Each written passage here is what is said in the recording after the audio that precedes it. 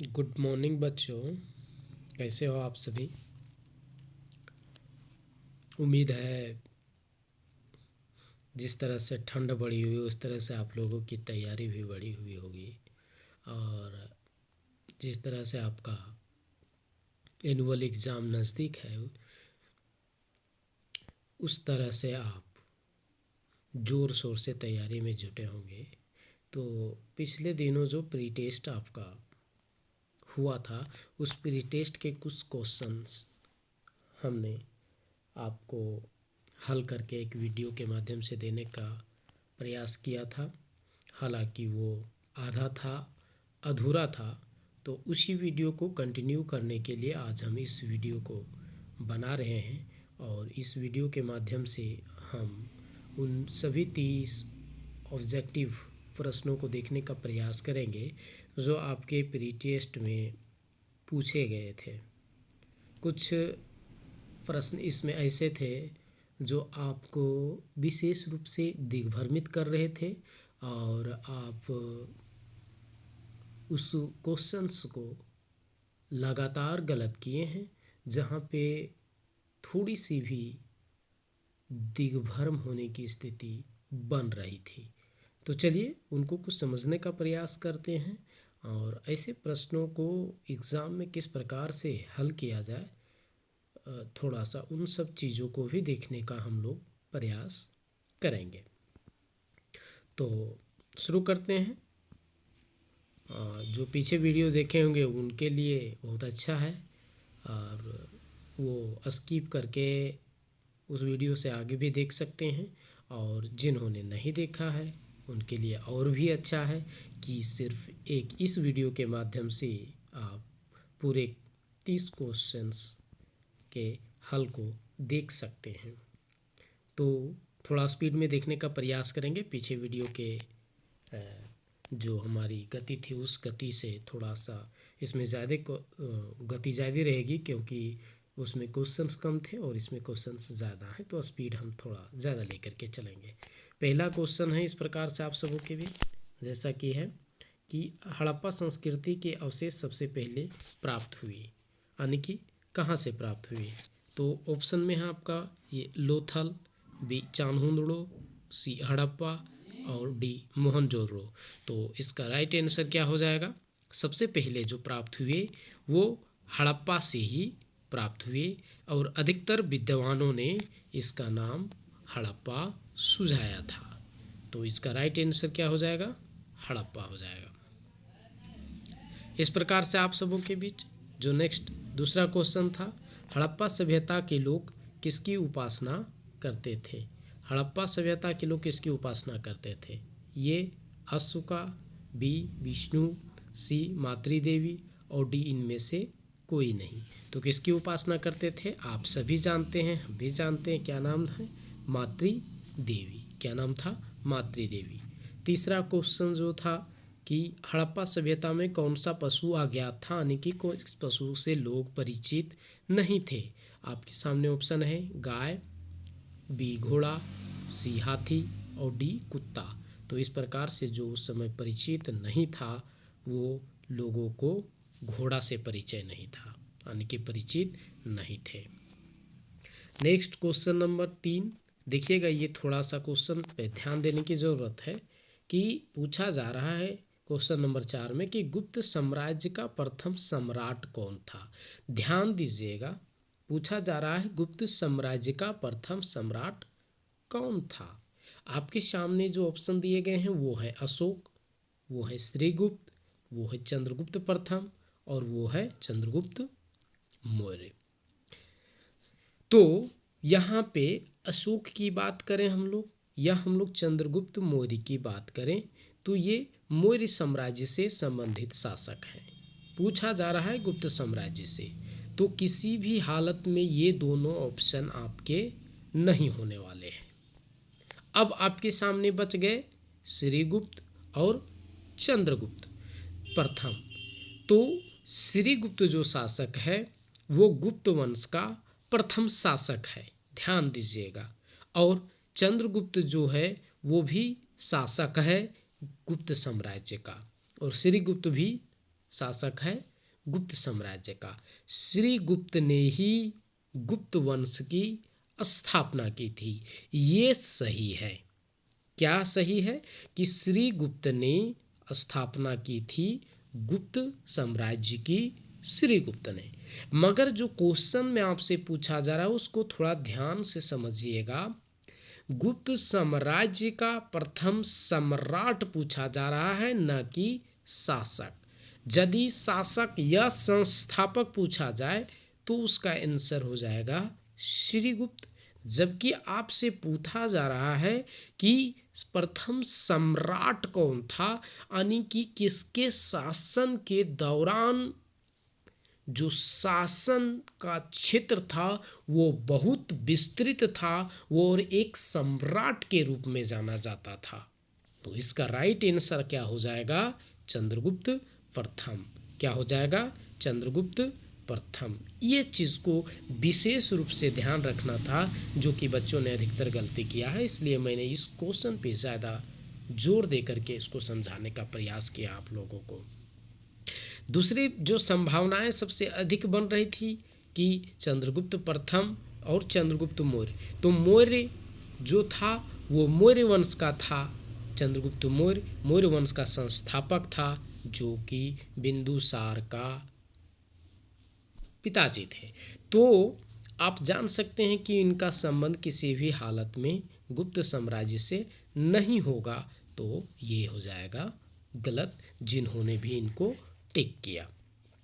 चलिए आगे देखते हैं। अगला क्वेश्चन 5 था कि पाटलिपुत्र की स्थापना की थी, यानी कि किसने की थी? तो ऑप्शन है आपका पहला चंद्रगुप्त मौर्य, बी अशोक, सी उदयन और डी अजातशत्रु। ये भी थोड़ा सा माइंडेड क्वेश्चन है, आपको थोड़े से ध्यान से समझने की ज़रूरत है, क्योंकि मुख्य रूप से चंद्रगुप्त मौर्य का भी संबंध पाटलिपुत्र से रहा है, अशोक का भी संबंध पाटलिपुत्र से रहा है, उदयन का भी संबंध पाटलिपुत्र से रहा है, अजातशत्रु का भी संबंध पाटलिपुत्र से रहा है। तो आप देखिएगा, चंद्रगुप्त मौर्य प्लस अशोक ये मौर्य साम्राज्य से हैं, उदयन प्लस अजातशत्रु ये हैं हर्यक वंश से। और हर्यक वंश शासन किया हुआ है चंद्रगुप्त मौर्य के, यानी कि मौर्य वंश के बहुत पहले। ठीक है, बाद में आए हुए हैं कौन? मौर्य वंश।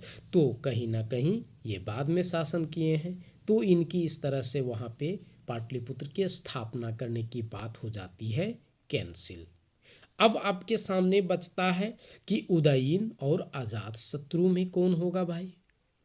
तो ध्यान दीजिएगा, अधिकतर बच्चों ने जो टिक किया है वो उदयन को टिक किया है। जाना भी स्वाभाविक है, क्योंकि अजातशत्रु के ही वंश में आते थे उदयन, जहाँ तक इनका सवाल है। तो अजातशत्रु के विषय में जो कहा जाता है, इन्होंने पाटलिपुत्र की थी स्थापना, और इनके पुत्र जो उदयन हुए, इन्होंने क्या किया?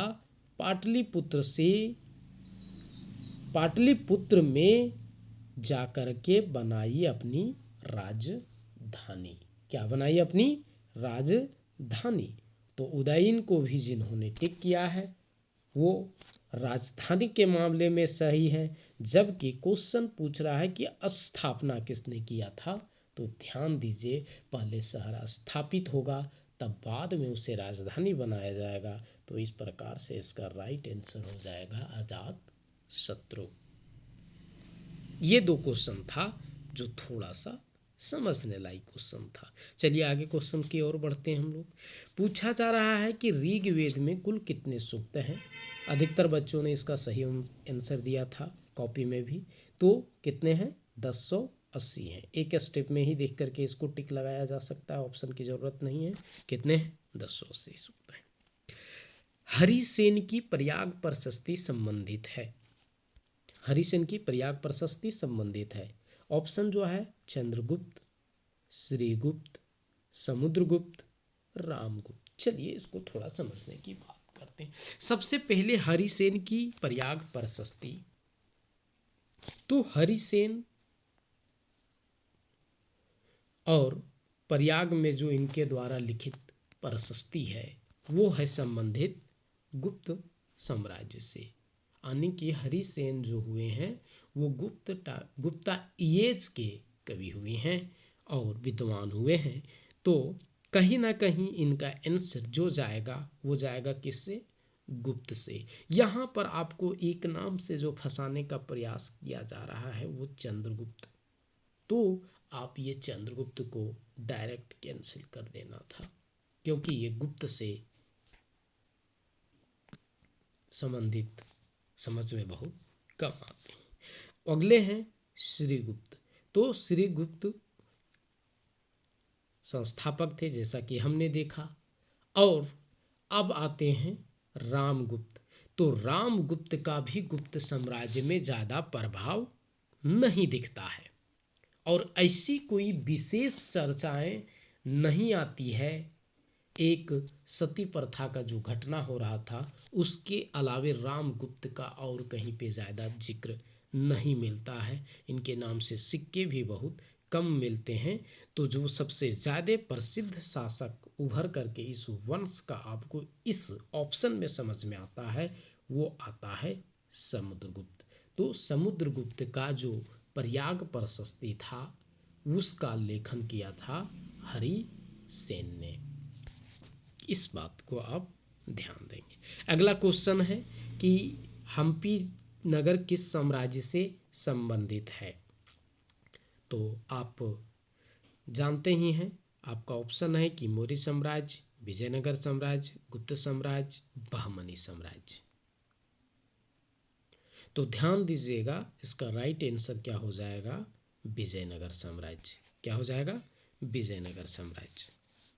तहकीक ये हिंद, अगला क्वेश्चन जो है आप सबों के बीच, तहकीक ये हिंद ग्रंथ के लेखक हैं। ये ऑप्शन है आपका इब्न बतूता, बी है अल-बरूनी, सी है बर्नियर और डी है अकबर। तो तहकीक ये हिंद के लेखक कौन थे? अल-बरूनी। कौन थे? अल-बरूनी थे। क्वेश्चन नंबर 10, बीजक नामक ग्रंथ के लेखक कौन थे? तो बीजक नामक ग्रंथ के लेखक कौन थे? इसका ऑप्शन है ये कबीर, बी अबुल फजल, सी फिरदौसी और डी बर्नी। तो इसका राइट आंसर क्या हो जाएगा? कबीर। क्या हो जाएगा? कबीर हो जाएगा। क्वेश्चन नंबर 11 जो पूछा जा रहा है आपसे कि कौन सूफी संत अजमेर शरीफ से संबंधित है? Option A Nizamuddin Auliya, option B Baba Farid, option C Moinuddin Chishti, option D इनमें से कोई नहीं। तो इसका सबसे जो राइट आंसर है वो है मोइनुद्दीन चिश्ती। मोइनुद्दीन चिश्ती। क्वेश्चन नंबर 12 पूछा जा रहा है कि इब्न बतूता निवासी था, कहाँ का निवासी था?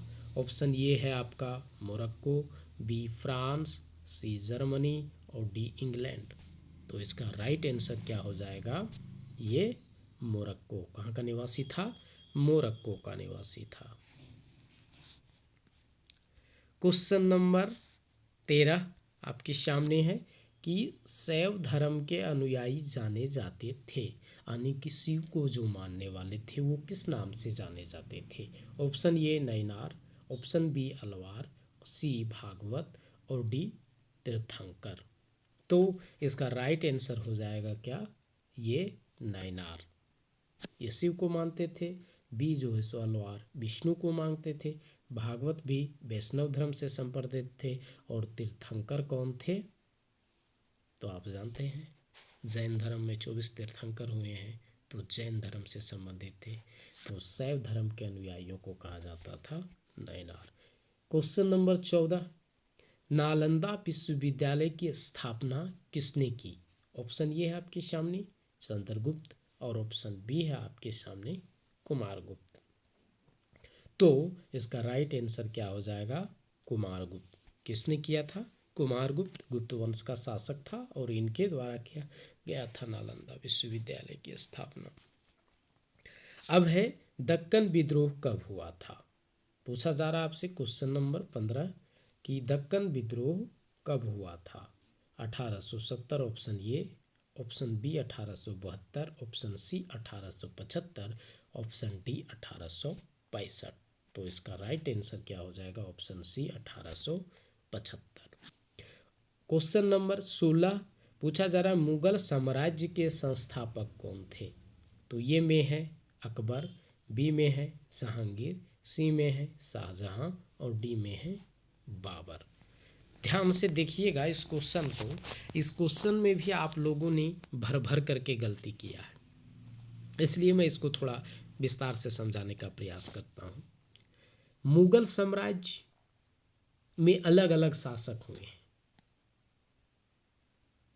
और इसमें एक से बढ़कर के एक शासक हुए हैं जिन्होंने अपने शासन के बल पर, अपने कार्यशैली के बल पर पूरे इतिहास को एक अलग अंदाज में, अपने अपने अलग अंदाज से दिखाने का प्रयास किया है।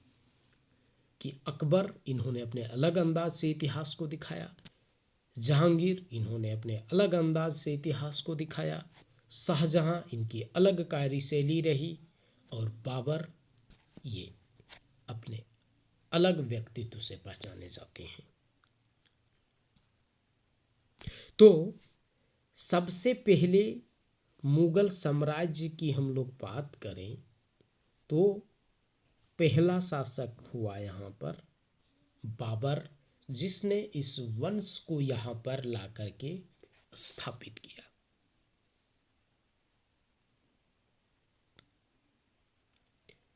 इसके बाद इसी वंश का शासक, इसका बेटा आता है हुमायूं, जो यहाँ पे शासन करता है। और उसके बाद ये अकबर आते हैं, ये शासन करते हैं। उसके बाद जहांगीर आते हैं, ये शासन करते हैं। और इनके बाद शाहजहां आते हैं, ये शासन करते हैं। और इनके बाद फिर औरंगजेब आते हैं, वो शासन करते हैं। तो यहाँ पे अधिकतर बच्चों ने जो गलती किया वो जाना पहचाना नाम को सपोर्ट किया और उन्होंने अकबर को टिक किया है, जो कि गलत हो गया इस कारण से, क्योंकि यहाँ पर पूछा जा रहा है संस्थापक का नाम। तो संस्थापक कौन थे हमारे, संस्थापक थे बाबर। कौन थे, बाबर, ना कि अकबर। अब आपसे नेक्स्ट क्वेश्चन जो पूछा जा रहा है कि पानीपत की तीसरी युद्ध का वर्ष था। क्या था, पानीपत की तीसरी युद्ध का वर्ष था। यानी कि पानीपत के 3 लड़ाइयाँ हुई है और 3 लड़ाइयों में से जो तीसरी लड़ाई हुई है वो किस वर्ष हुई है। तीनों लड़ाइयों का अलग अलग शासकों के साथ भिड़ंत हुआ है। अलग अलग शासकों ने लड़ाइयों में जीत दर्ज की है और अलग अलग ईस्वी क्रम रहा है। जैसे पानीपत की पहली लड़ाई, पानीपत की दूसरी लड़ाई, पानीपत की तीसरी लड़ाई। तो यहाँ पे 1526 आप देख रहे हैं, पहला ऑप्शन। 1556 आप देख रहे हैं, दूसरा ऑप्शन। 1761 देख रहे हैं, तीसरा ऑप्शन। और 1527 देख रहे हैं, चौथा ऑप्शन। तो बात करें 1556 ये पहली लड़ाई, 1556 ये दूसरी लड़ाई और 1761 ये पानीपत की तीसरी लड़ाई इस दिन हुई थी। तो 26 के समय और 56 के समय अलग अलग शासक थे और 1761 में भी अलग अलग शासक थे। वो विस्तार से अलग जानना है। जो क्वेश्चन आपसे पूछा जा रहा है वो राइट आंसर हो जाएगा 1761। अगला क्वेश्चन है 18 की कोल विद्रोह के विद्रोह का नेता कौन था? Option A Kanhu, option B Birsa Munda, option C Budhu Bhagat, option D चांद भैरव। तो इसका राइट आंसर क्या हो जाएगा? बुद्धू भगत। क्या हो जाएगा? बुद्धू भगत। क्वेश्चन नंबर 19, अस्थाई बंदोबस्त में भूमि का स्वामी कौन होता था? अस्थाई बंदोबस्त, जिसकी हमने बहुत विस्तार से चर्चाएं की है कक्षा में। हालांकि आप लोग का जिस प्रकार से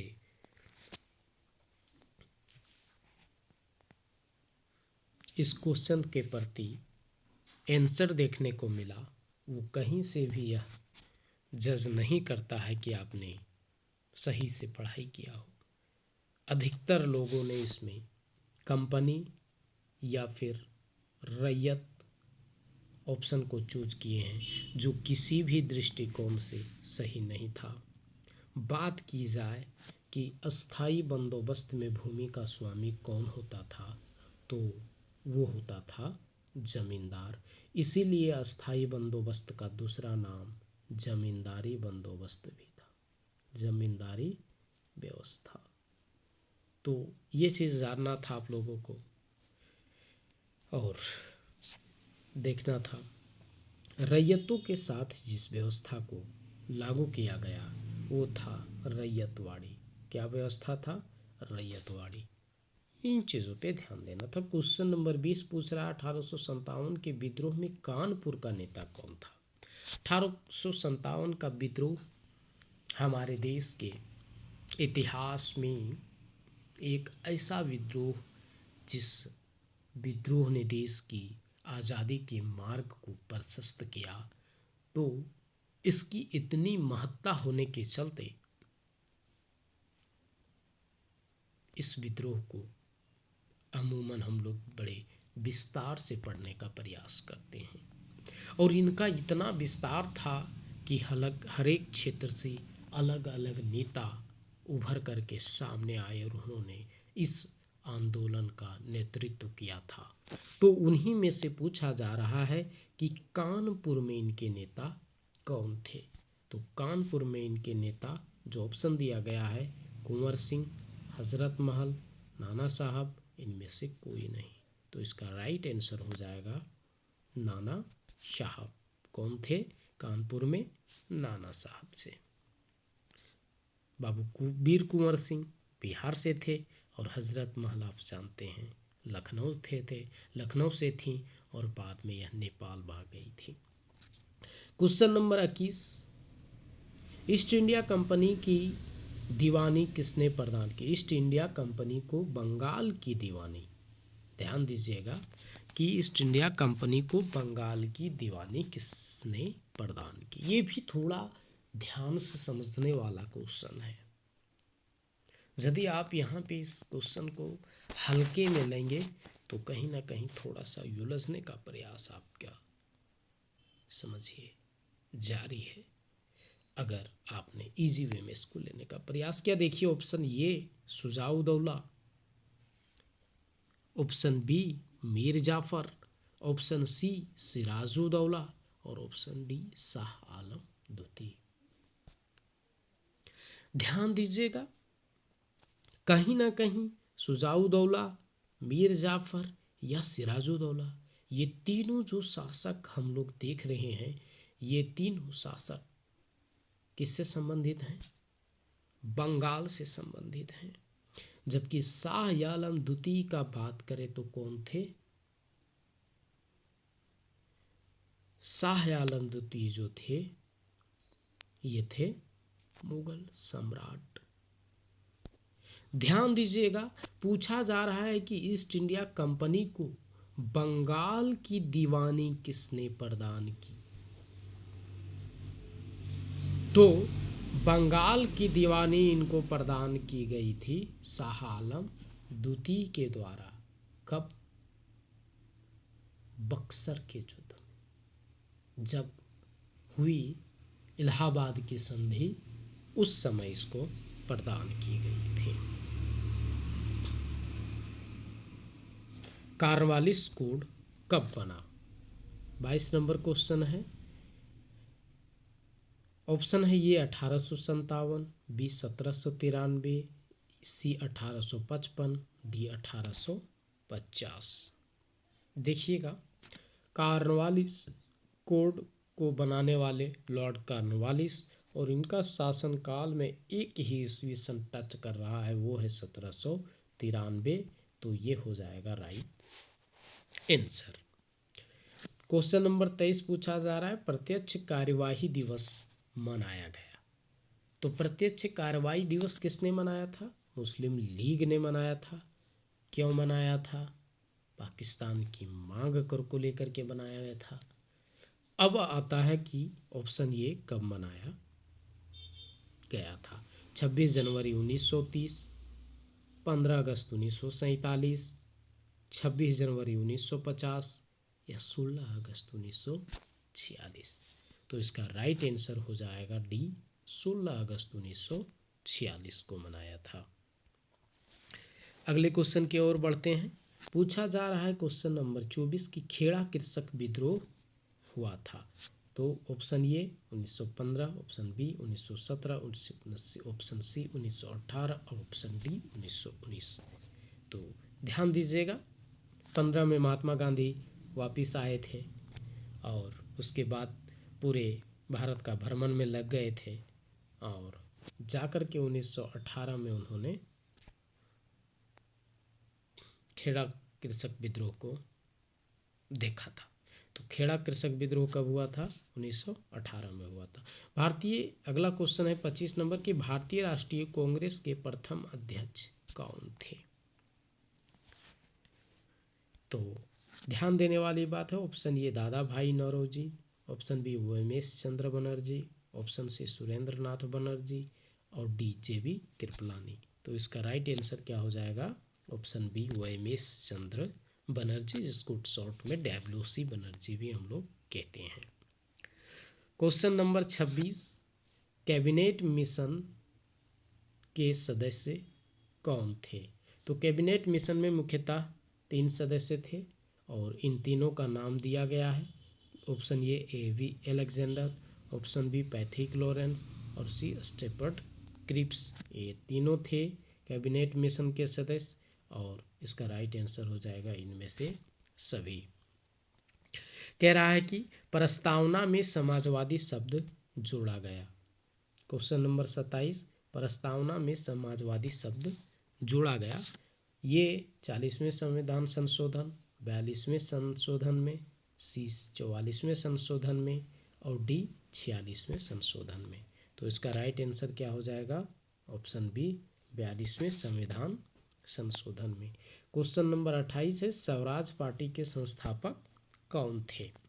तो ऑप्शन ए दादा भाई Naoroji, option B Mahatma Gandhi, option C Chittaranjan Das, option D Gopal Krishna Gokhale. तो इसका राइट आंसर क्या हो जाएगा? सी चित्तरंजन दास, सी आर दास। क्या बोलते थे? सी आर दास। पूछ रहा है अगला क्वेश्चन कि 29 नंबर, भारत में रेलवे की शुरुआत कब हुई?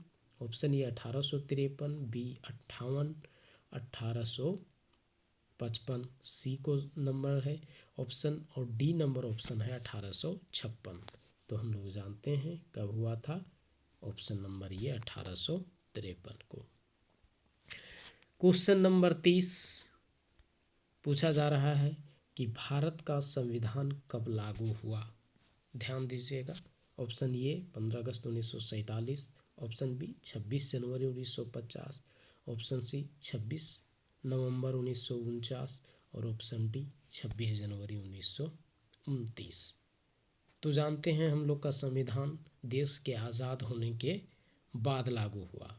अब है 26 जनवरी 1949 और 26 जनवरी 1950, क्योंकि 47 को हम आज़ाद हुए तो ये दिन तो होगा नहीं, तो ये हो गया क्रॉस। और आपके सामने बचता है 2 ऑप्शन, 26 जनवरी 1950 और 26 नवंबर 1949।